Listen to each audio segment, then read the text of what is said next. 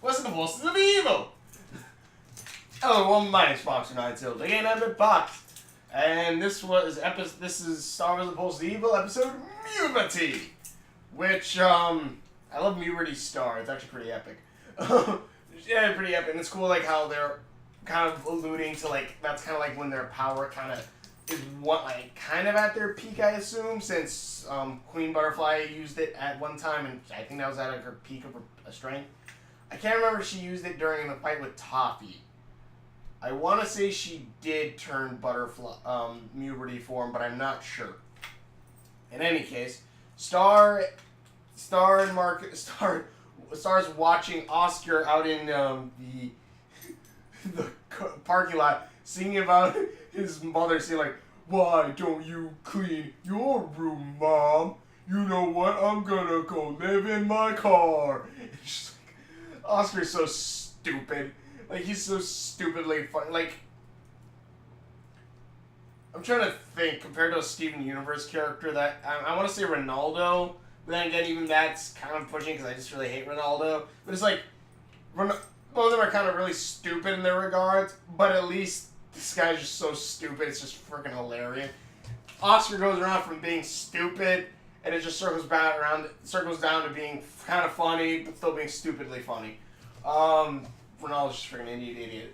But, this is a fun episode. Basically, Star starts going through Mewberty, where she starts finding little parts all over her skin until she gets taken over and becomes a freaking 6-armed butterfly creature that will cocoon boys inside cocoons and stuff.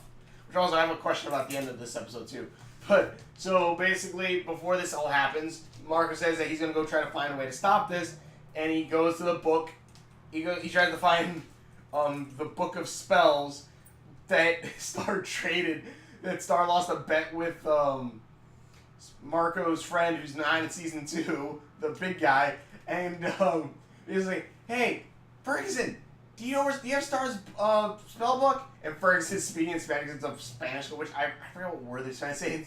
He's speaking everything in Spanish, which whenever like another language is spoken in an anime, in a show or whatever, I always have questions like how it is when it's translated into another language. Like, if, let's say we watch this exact same episode in Mexico, would the language they're speaking in Spanish class, would they edit it and switch it to where they're speaking English?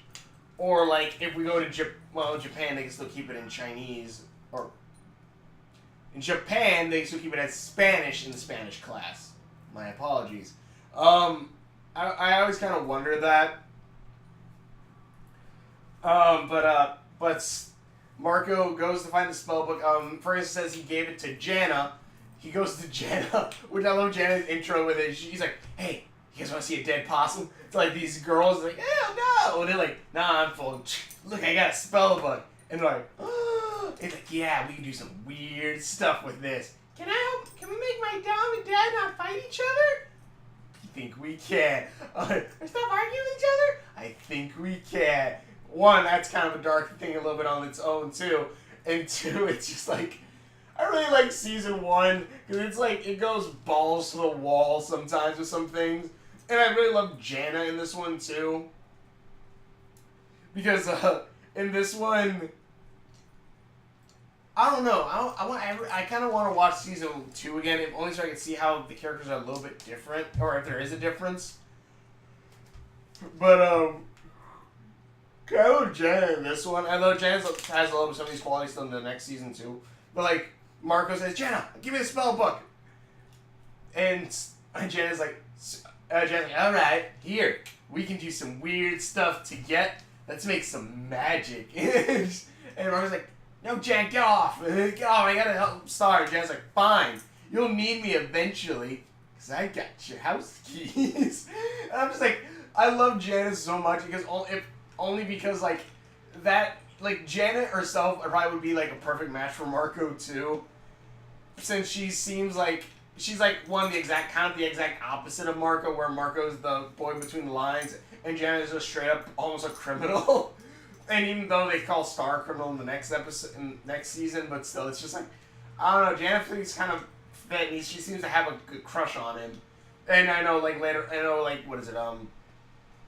They have the whole episode with the mystery box, or whatever. But then again, that's season 2, not season 1, so there might have been ideas switched around from then. But in season 2, she said that she doesn't have a crush on Marco, but a crush on someone else. But let me think. So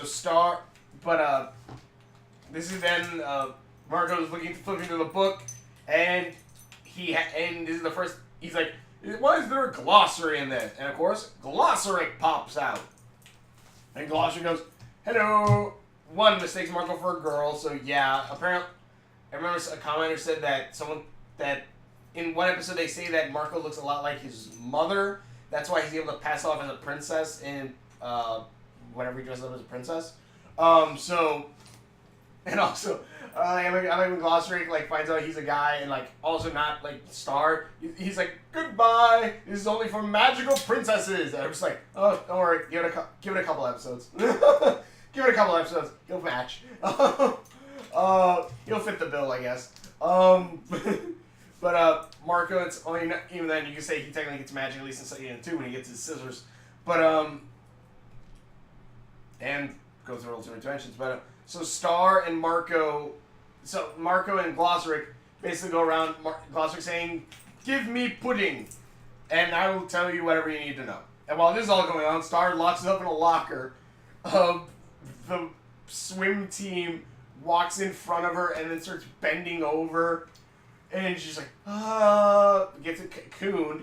I love when her eyes just turn to the butterfly, turn to the hearts, and I just love when she goes all basically horror film, Alien, when she busts out as the butterfly comes out and starts webbing people up with the webbing hands and stuff. I kind of want to see that come back, though. It does kind of I feel like she probably should have a voice change a little bit in Mewberty form. One, because it's just I just hear Star. They could have gone a little bit more horror, or at least kind of made it sound like boy or something like that. Make it a little bit more horror-ish, or more monstrous a little bit, or at least kind of made it more woman, an older woman. I don't know. I have no idea. I have no idea. But I feel like the voice should have changed for Mewberty form. But so Star basically webs people a fudge up everywhere. Webs up to lockers and stuff all the boys anyways. Marco finally starts feeding Glossaric pudding, and Glossaric starts explaining, yeah, it's nature. Yes, sorry. It's nature. Just let it run its course. It'll be fine. And Marco's like, what? No, that's not an option. He's like, well, sorry, don't worry. She'll be done by 3:75. And Marco's like, really? Really? He's like, yep, just wait till then. She'll be either good or she won't. And it's just, well, alright. And then, of course, the next, and I love the part where, is there any other, can you tell me anything else? And before he says that, Glossaric says, Marco says, we're out of pudding. He says, scrape the sides! Which, I get what they were going for with Glossaric. They were kind of going for the a-hole kind of character. He's kind of a smart butt. He's kind of, it seems, only in it for himself. But you're supposed to kind of like him, I think. I think you're supposed to like him only because he's weird and wacky. But I think they dropped the ball with him because he just is acting annoying to me. And I kind of at least laughed when he's like, scrape the sides! Other than that, it's just, annoying. Also, he has pants towards, the end of the towards the bit of the end of the episode, or, at least, in the middle part when he first goes into the book again. So I'm just what? Did him having just, the thing going up to his, thighs or whatever not sit well for Disney's censorship for some of those? And they're like, yeah, we're probably giving pants for at least these couple scenes. I don't think he ever wears pants ever again. But Marco then tries to stop Star as he starts finding out what Star's doing. And at one point, I like when she's standing over him, starts webbing with all the fingers. And I just love how she looks. And then she hears, of course, Oscar's music. Why don't you clean your room? And then, of course, Star goes, boy. And then it goes flying, trying to get Oscar. Marco breaks free, holds her back, and Glasser says, "You're making it worse!" And Marco's like, "Let's go." Star flies, grabs Oscar's car with Oscar on it, and flies up into the clouds. And Marco just goes, "Goodbye, Star." Like he's gonna cry. And I'm just thinking, and then, of course, I've seen the episode already, so I know that, like, it hits the time, like, ding, ding, ding. Okay, time for her to come down. Star falls down. Oscar falls down with his car. He's like, "Sup?" And Marco and Star then lands in a pile of her hearts that she peeled off her face. Star and Marco are happy. Star has wings. She tries to fly with Marco. They both fall. And Star's like, "Yeah, I can't fly now. I can't fly." End of episode. And I'm questioning what exactly happened in those clouds, because if it's puberty, that means Star has a lot, really wants to bone something. I'm feeling like that's the case. If it's still someone, since she's going boy everywhere, I feel like she noticing boys and she kind of wants to bone them. But then I'm also kind of wondering, like, I don't know, maybe my mind's just dirty. But then I'm thinking, like, okay, is the reason why she changed back because in the clouds, her and I? And I'm like, no, I don't think so. I'm hoping not. Really hoping not. Which also, Oscar himself is, like, still a question in and of himself. Like, is he I think he's a vampire. I think he's a vampire, maybe a werewolf, because of the fangs and everything. I feel like he's one of those. I'm not sure, but I feel like he's a vampire or a werewolf. And it would be surprising if we see, like Oscar's backstory, and it's like his mom's a werewolf or a vampire or something like that, and like he's like, "Yeah, Mom, I don't want to live here anymore. I want to be a guitarist in a parking lot." Trying to think. But yeah, so it's a cool episode. I like the part where, like, before Marco webs up Star, you see her, like, move her arms like this, and then she starts shooting the webs. I like the animation on that bit. Just, like, I like the animation, like, it also kind of reminds me a little bit of Spider-Man, like, the webbing coming out, except it's, like, this purplish heart mass. And, like, you could have had, like, they could have had, like, an entire, like, I would love this, like, a Mewberty 2, where it's, like, a horror film of, like, her going Mewberty and, like, chasing Marco, and, like, the other guys are, like, in a house somewhere, like, having, like, alien style, like, "Ah!" So getting pulled through the vents or something like that. I think that'd be kind of funny.